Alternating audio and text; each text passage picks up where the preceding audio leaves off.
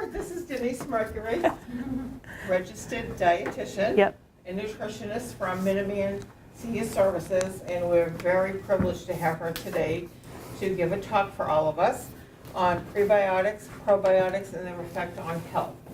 So please sit back and enjoy, and thank you so much for today's. Thank you for having me. Great, thanks. All right, so first I want to say we're going to talk about pre and probiotics today, but this isn't intended to be any medical therapy for anybody. So if you're going to change your diet, try any supplements, anything like that, please consult your doctor before you do. But I'm just going to give you some information today. So first we're going to talk about how much you know. So on your handouts there's a little quiz. The first question is, bacteria can be beneficial in our bodies, true or false? True.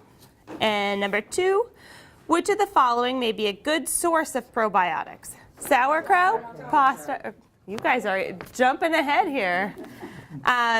What are prebiotics? Yogurt, food for bacteria, or disease-causing bacteria? Food for bacteria. All right. A little less confident on that one.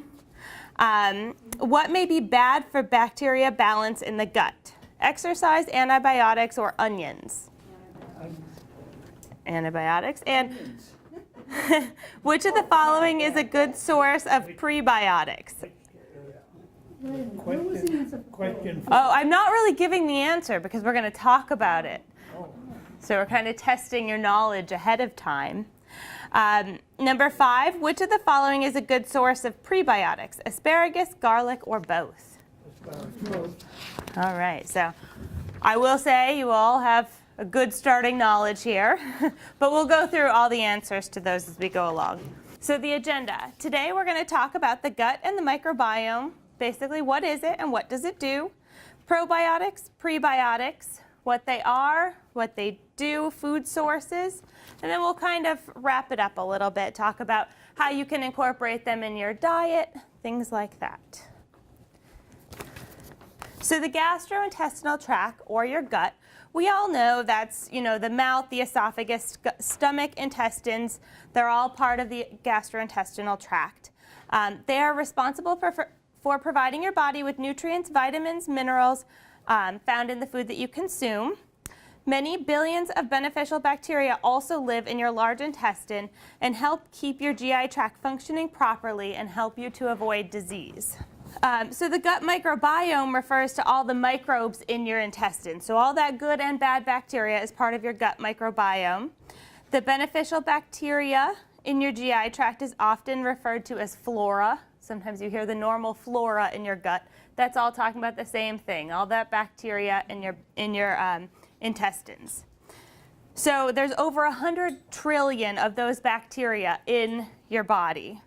And just kind of an interesting note, there's 10 times more of the good bacteria in your body than there is of body cells. So you have more bacteria in your body than you do of body cells. So the majority of the bacteria in your body does live in your gut, especially in the colon and the large intestine. This is usually established at a young age. Your gut microbiome is usually established at a young age, but it can be influenced throughout your lifetime. It's influenced by the types of food you eat, antibiotic use, environmental factors, exercise might influence it. So it can change along your lifetime. And what does it do? Why do we care about these bacteria in our body, right? So the gut microbiome, all those beneficial bacteria in your gut, they help regulate your immune system. They prevent the growth of harmful bacteria. So the good bacteria help balance it and fight off any bad bacteria. They help extract energy from food. And they also do produce some essential vitamins. So like vitamin K, B vitamins, and short-chain fatty acids are produced by the bacteria in your gut. It also helps to regulate glucose levels and metabolism. And if you have a decrease in the diversity of these bacteria, so if some of the good bacteria are dying off, it can predispose people to conditions like C. diff and other intestinal issues. So we want to keep our gut microbiome, all the gut bacteria, healthy. And that's where we start talking about probiotics. Anybody, you guys, I think, have some knowledge of probiotics, at least a little bit, if not more. Anybody take probiotics on a regular basis? Eat probiotic foods that you know of on purpose? No? I've taken them, but Yeah? I wonder what the good or the bad. Uh-huh. And so I'm here today to get the knowledge. Yes. Hopefully I can answer some of that for you. So probiotics are beneficial live active microorganisms. There's two main types, Lactobacillus and Bifidobacterium. So if you ever buy or look at the probiotics in the store, like the probiotic pills, usually see they're Lactobacillus or Bifidobacterium. Lactobacillus is also found in yogurt, other fermented dairy products, and other fermented foods. That's really where we find all probiotics, is different kinds of fermented foods. Pretty much the same with Bifidobacterium. And if you intake probiotics, it helps to replace any good bacteria you may have lost. So sometimes through antibiotic use, we lose good bacteria in our gut. So replacing it with probiotics helps to maintain that balance in your gut. So help balance out the bad. And I will say that there's a lot of research going on about probiotics right now. I'm sure you see it in the news, on TV all the time. They're always talking about probiotics. So they're doing a lot of research into it now, but there's still a lot more research to be done. They're kind of starting to learn about it all. So there's still a lot of answers still to be had. So the food sources of probiotics, as a dietitian, I always recommend food sources over supplements when possible. When you intake the food, you're also getting in other vitamins, minerals, other healthy substances for your body instead of just taking pills. So the probiotic food sources, yogurt, kefir. Anybody ever drink kefir? It's a fermented dairy product. There's a picture of it right there. You'll find it in the refrigerated case. Raw sauerkraut. So a few of these things, the raw sauerkraut is the one you find in the refrigerated section. The canned sauerkraut has been pasteurized, has been heated during production to can it, and that can kill the probiotics. So the refrigerated one is one that usually has the probiotics. The canned ones don't always have as much. Kimchi. Anyone familiar with kimchi? Yep. Kimchi is, it's a Korean side dish. It's fermented vegetables. Kombucha. Yeah, some people kombucha. That's like a fermented tea. Miso, tempeh, other soybean paste, fermented soybean products, those all have good probiotics. Anything else that's not on my list? Anybody know of any other probiotics? How about tofu? Tofu, yeah, I believe some tofus are fermented. Let me see. I have to check. I don't know if tofu is it's soybean, but I don't know if it's actually fermented. No, there's a Pickles. fermented product available in Japan, but I don't Yeah. see it in. Yeah, it's not in the, yeah, that happens too. So pickles can have probiotics if they've been fermented.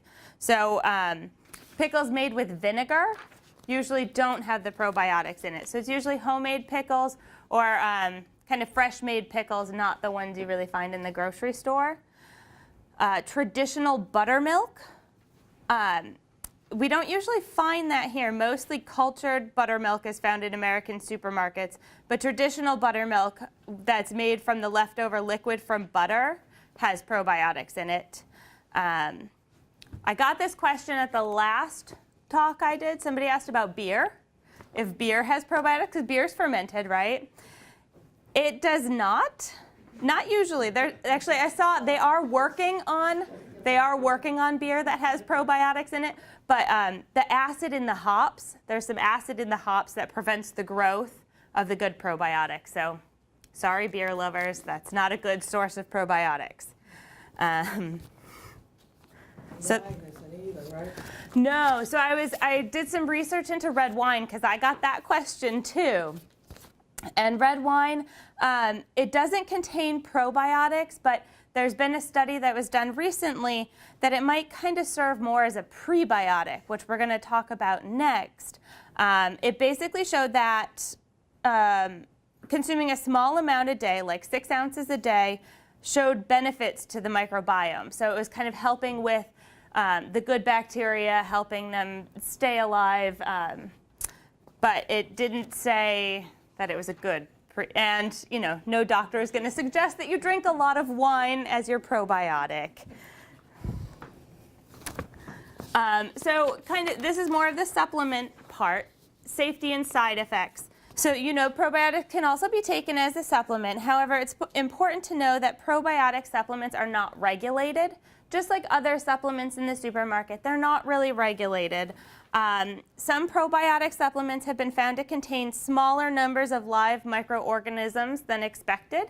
So it tells you that it has, you know, this many billion of live bacteria, but they've been found to not always be true. Some have been found to contain strains other than the strains listed. And, you know, so they aren't usually harmful to most people. Most people in general, healthy people, they don't really have any side effects from taking probiotic supplements. However, people who are seriously ill, have weakened immune systems, you know, had just had a surgery, something like that, are at a greater risk of side effects, such as dangerous infections have been reported or GI issues.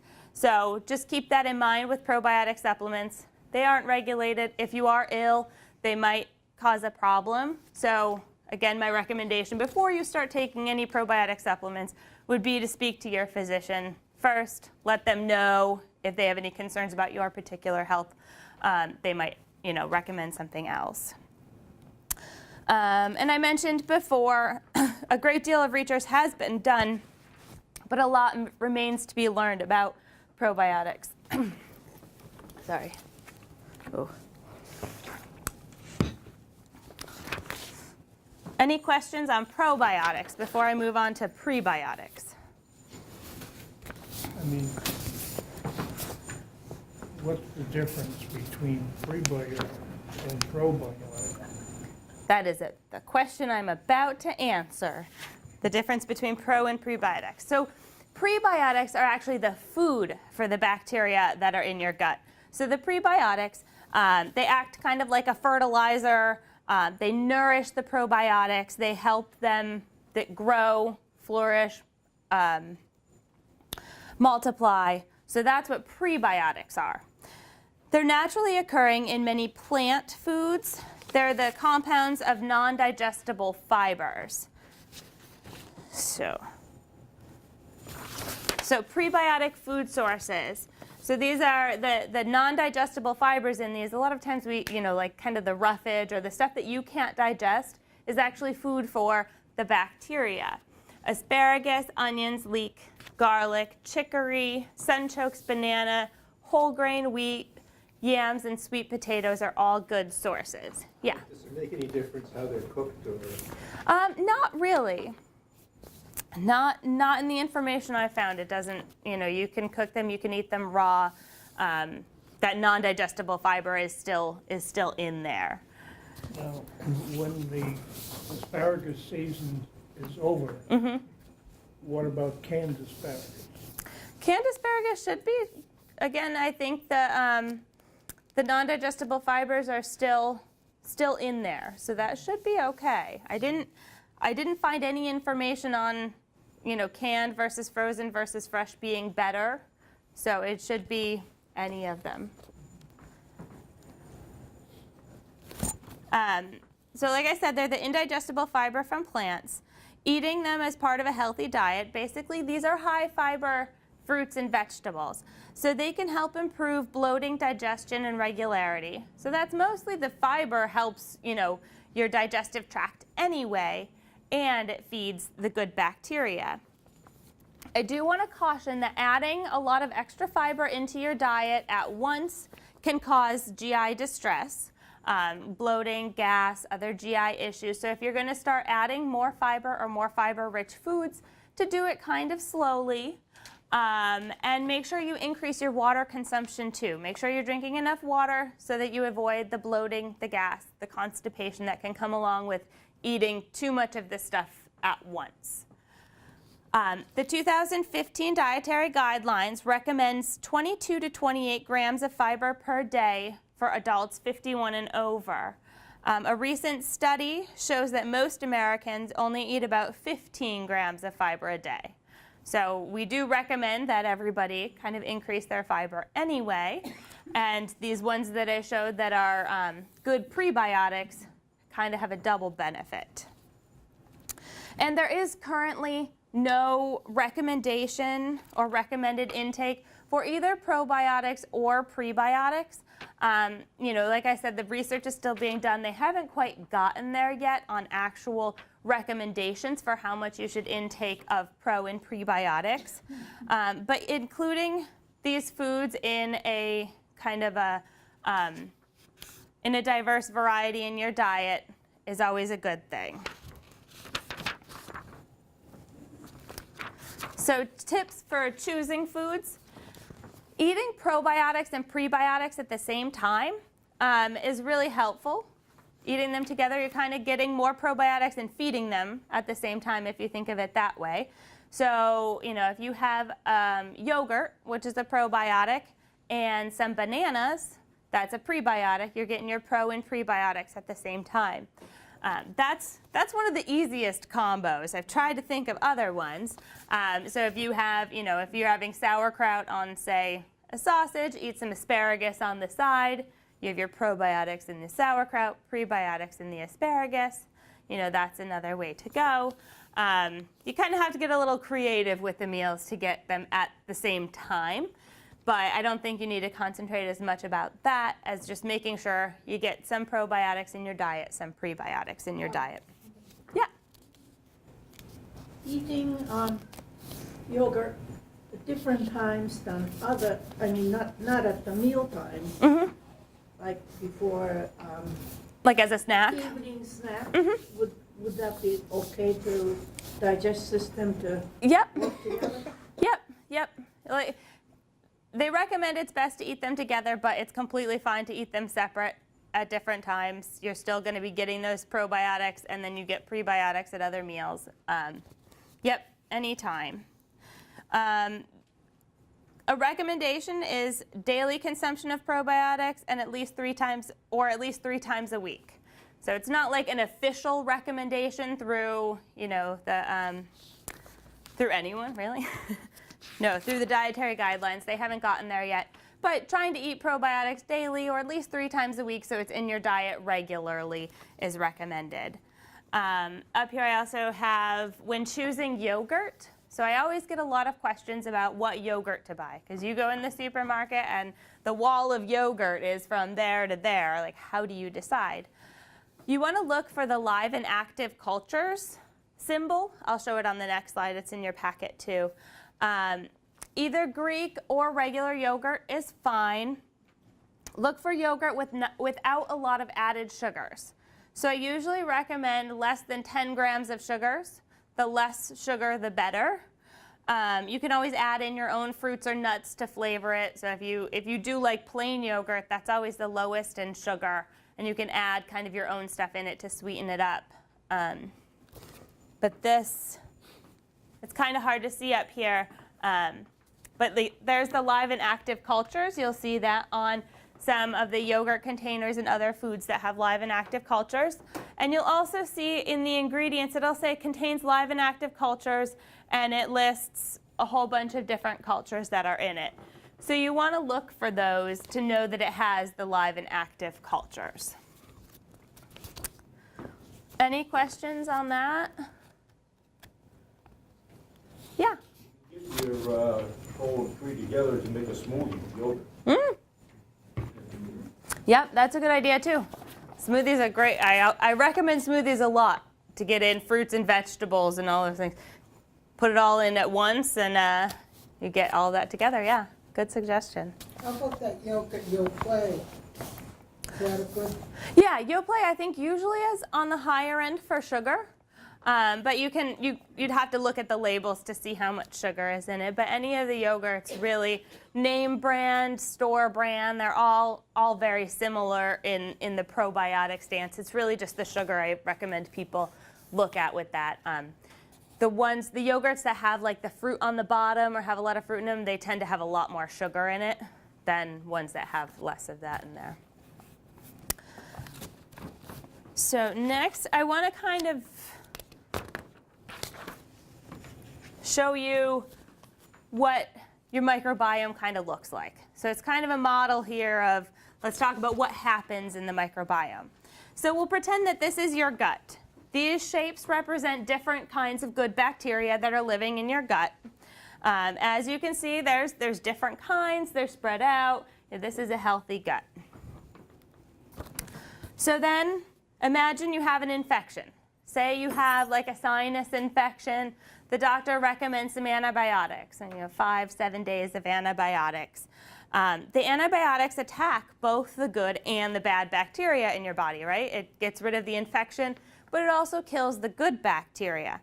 So that'll impact your gut. Even though it's a sinus infection, the antibiotics will affect the bacteria in your gut.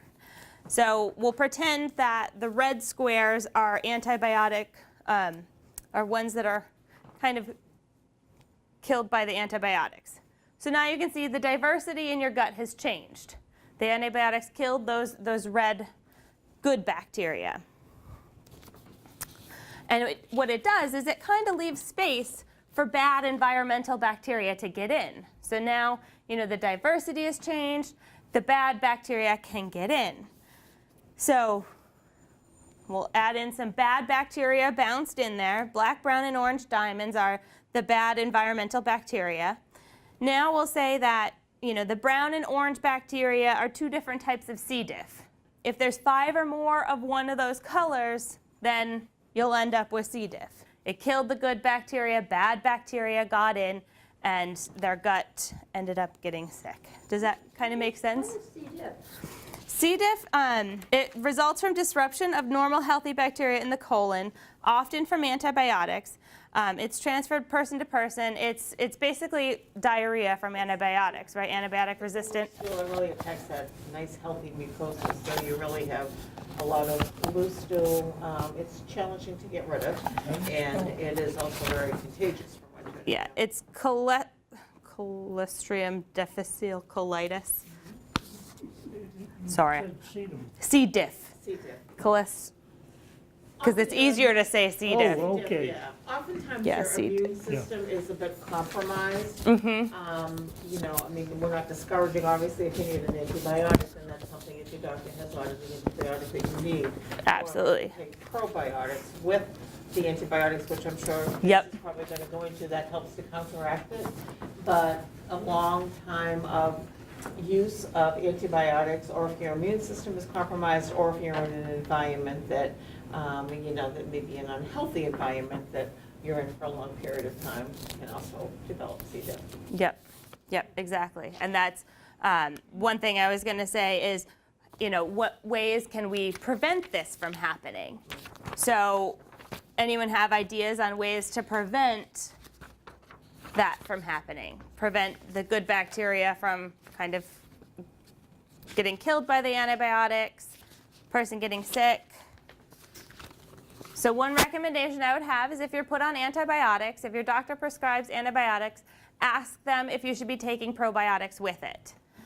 They might be able to prescribe probiotics or they do have medical grade ones, or they might suggest ones that you should be taking along with it so that your gut doesn't kind of get not destroyed, but your gut bacteria doesn't change with the antibiotic use.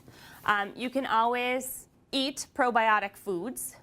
Your doctor would never say don't eat yogurt. So if you're put on an antibiotic, making sure you're eating some of those probiotic foods and prebiotic foods to keep kind of nourishing that gut bacteria when the antibiotics are kind of attacking it. You want to do your job by feeding it to keep it healthy. Isn't it a possibility that the antibiotic would destroy the the probiotic in the system, but the antibiotic has to be ingested for the problem. Yeah, that's what, we never want to discourage antibiotic use if you're prescribed it, but that's why you want to take the proactive steps of trying to replenish the good bacteria while you're on the antibiotics and after the antibiotics. So if you're prescribed antibiotics, ask your doctor if you should be taking probiotics, if they could recommend some to take with the antibiotics, and also, the probiotic foods. Because those are, yogurt is good for you, all these other foods are good for you, so eating them isn't going to harm you, but it will help replenish those bacteria that are getting killed off by the antibiotics. So the bottom line, I think I've said it a few times, consult your healthcare provider before you're starting any antibiotics, any supplements of any kind, just to make sure that with your personal health, what's going on with you, that it is safe for you. It is safe for most people, but always check with your doctor first. If you're going to start increasing the prebiotic foods, those high fiber foods, make sure you do it slowly and increase your water intake with that so you don't have any GI distress from increasing the fiber too quickly.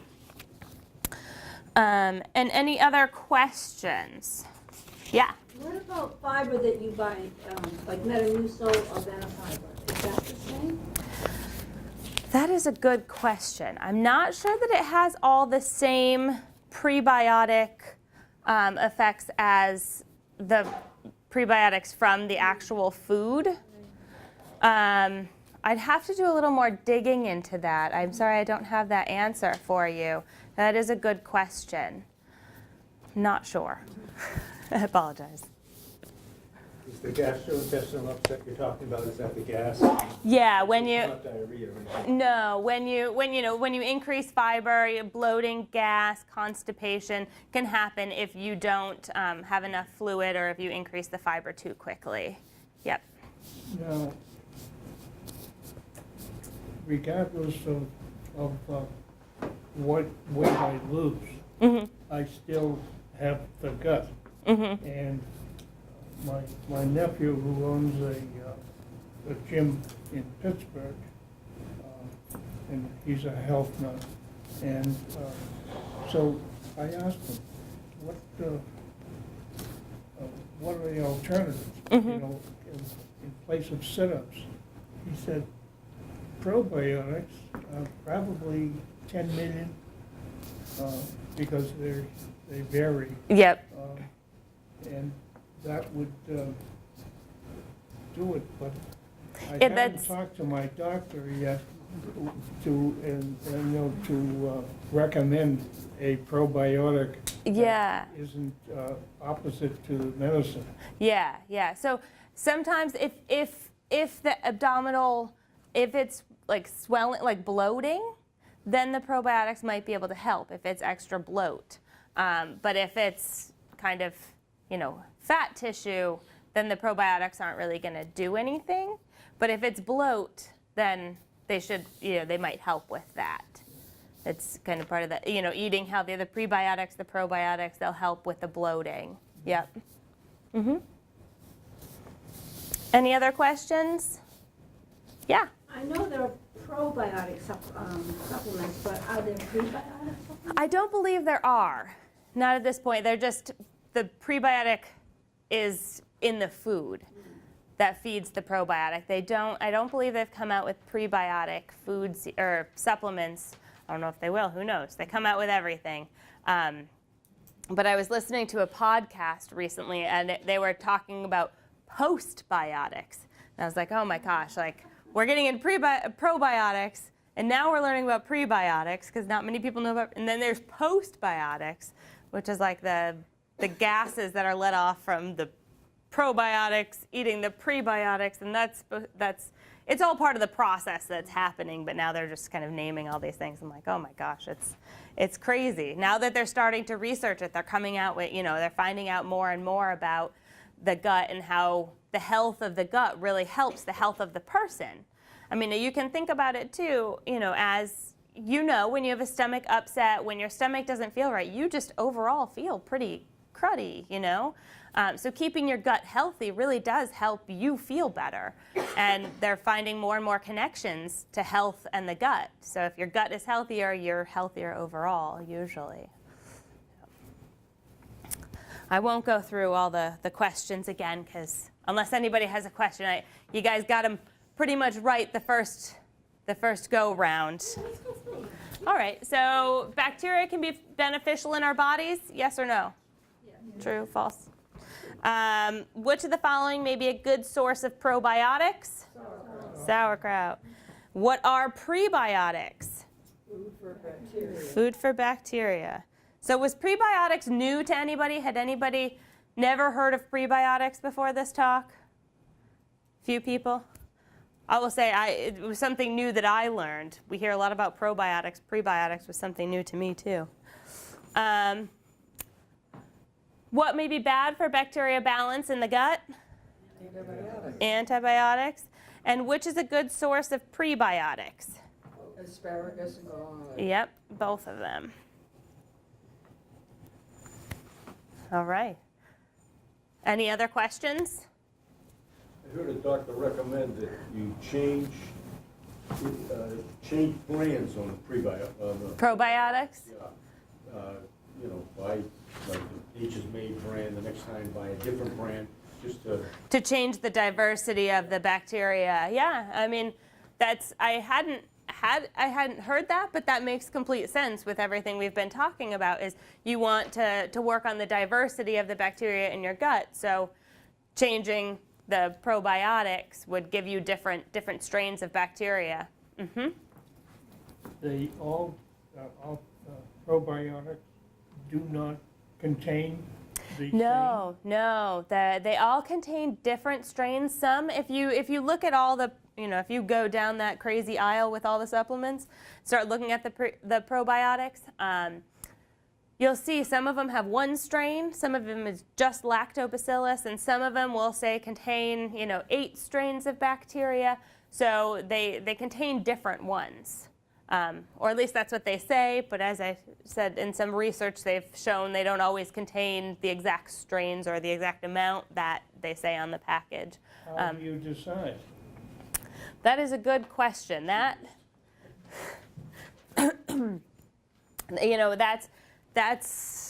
a good question. I don't know, because there's no recommendation. Right now, the evidence does not have like a recommendation on how to choose that. I would say find ones that contain more than one strain, because you want to add to the diversity. You don't want to just be all one type of bacteria in your gut. So some that have different strains in them is what I would recommend. Recommending a different brand. One that would have multi strains in it, different strains. Yeah. I don't have any brands that I recommend, but I would personally get ones that have different strains in it, so it's not just one strain of bacteria, that it has some diversity in it. Yeah. So you recommend buy yogurt, different kinds of yogurt in the grocery store? Most of the They're not yogurt. the same kind all the time? Most of the yogurt, I think most of it has the lactobacillus. I think it's mostly the same strain. Because you used to buying one kind, so you always go to that spot Yeah. in the grocery store and buy the same thing. Yeah. Is it beneficial to get different kinds? Good question. I would say, if you look at the package of the yogurt will say what strains are in it. That's something I'm going to look into. Every time I do this talk, everybody has such great questions that I don't have all the answers to, but I'm going to look that up because it's a good question.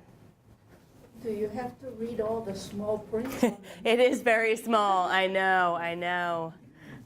It's all. But you do recommend to have, that it is live and active? Yes, to make sure that it says live and active cultures. Yeah. You want them to be living to be helpful if they are not living anymore. So that means if you get yogurt, making sure you refrigerate it properly, don't leave it out too long, because heating kills probiotics. So like I said, with the canning and all of that, any heat and stuff kills the probiotics. So you want to make sure any yogurt you get keeps cold. Yeah. So make What about sauerkraut then? If you heat the sauerkraut, is that harmful? If you heat it hot enough, it will kill the bacteria. Gotta eat it cold? Yeah, or I mean, warm it up a little bit is okay, but if you like heat it real hot, it's gonna, just like, I think some of you came to my food safety talk. If you heat it up hot enough, you're gonna kill all the bacteria, good or bad. So if you warm it up a little bit, it should be okay, but I wouldn't like if you boil the sauerkraut, it's gonna kill all the bacteria. That's why the canned stuff ends up getting pasteurized, so it stops growing. If the bacteria were growing in the can or in the jar, it would expand. So the refrigerated sauerkraut is the one that usually has the live and active cultures. Now, if you buy yogurt and it expired, say, February 1st, now is that still good, like 3 months from, some people say it's still good. So this was my last talk. Were you at my last talk here? So if it's in the refrigerator, most yogurt and stuff, if it's in the refrigerator, it'll go a little ways past the expiration date. If it is kind of bulging at all, that's bad. I wouldn't recommend more than a week or so. If it smells okay and it's not bulging, it's probably fine as long as it's been refrigerated properly. No, somebody I know, they says, was past, I says, this is 2 months past the expiration date. Oh, that's still good. 2 months. 2 months, I wouldn't go as far as 2 months. Maybe. But a couple weeks is probably okay if it's been refrigerated properly and it doesn't show any signs. Should just get rid of it after the expiration date. Yeah, but like at the expiration date isn't a date, the food doesn't know its expiration date. So, if the expiration date was today, it doesn't know, oh, I'm bad now. Like, as long as it's handled properly. And Weeks. yeah, they put the expiration dates on. They're usually best by or best before because the manufacturer wants you to eat them while they're still at best quality. So after the expiration date, expect the quality to be a little less. Like yogurt might be more watery or whatever, but it would still probably be safe. I went to a program that was doing just that thing, when to throw it out. Yeah. But if you have yogurt, it hasn't been opened, Mm-hmm. then it's probably okay. Mhm. Yep, if it's sealed and if it's been properly refrigerated. Yes, that's Probably don't want to go too. a good point. If it's been opened, if it's like a big tub and it's been opened, then it's wouldn't last that long. Well, I think the expiration dates, with the exception of dairy products, is a sales ploy. It is. And Absolutely. Canned goods, I mean, you could use it 10 years after, and Yep. it's still perfectly good. They're not required by law or by anything to have expiration dates on them. It's all from the manufacturer. They want you to buy it and eat it in a certain amount of time for the best quality. So, at 10 years, your canned beans or whatever aren't going to taste as good, but they'd probably still be safe to eat. The difference in quality and safety. They'd be safe, but They ship might be a little they mushy. ship it to, third world countries that people are starving, and with the premise that you can eat it Mhm. without getting sick. Mhm. Yep. It's still safe as long as there's no dents and stuff, but it just might not be as tasty. I mean, bread and dairy products are different. Yeah, refrigerated products, yep. Yep. You said the sauerkraut is good to eat, but how often do you recommend it? So one thing I don't think we talked about yet is sauerkraut is very high in sodium. And we don't usually recommend a lot of high sodium foods.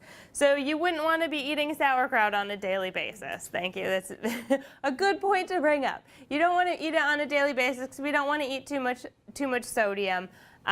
So, every once in a while, having sauerkraut, is fine, but just be careful with your sodium levels. If you're on a sodium restricted diet, if you need to be watching your sodium for any reason, sauerkraut is probably not the best probiotic for you. I would go a different route on that. How about washing it? Washing it, you'd wash off the sodium, but it's probable that you would wash off a lot of the probiotics too.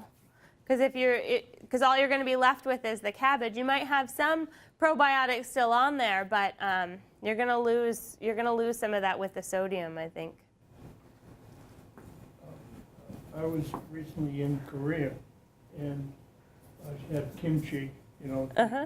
The fermented vegetables. Fermented cabbage, but it's a process that they use the kimchi process for other vegetables besides cabbage. Right. Yeah. Yes. Yep. All right. Well, thank you all for coming today. I appreciate it. Thank you, Mary. Thanks, Denise. Thank you. You guys had such great questions. Great questions, I know. I know. Excellent questions, yeah. And I tell you, I learn more and more because the questions people come up with, I don't have all the answers. So I'll go back and then I research it and add it into the presentation for the next group I do. Or if you can always email me. Yeah, some of the yeah. answers, and I can make out a little handout. Yeah. If you want a little handout with some of the answers to the questions. Sure. Make it for everybody. Sure. Happy to do that. Well, thank you all for coming.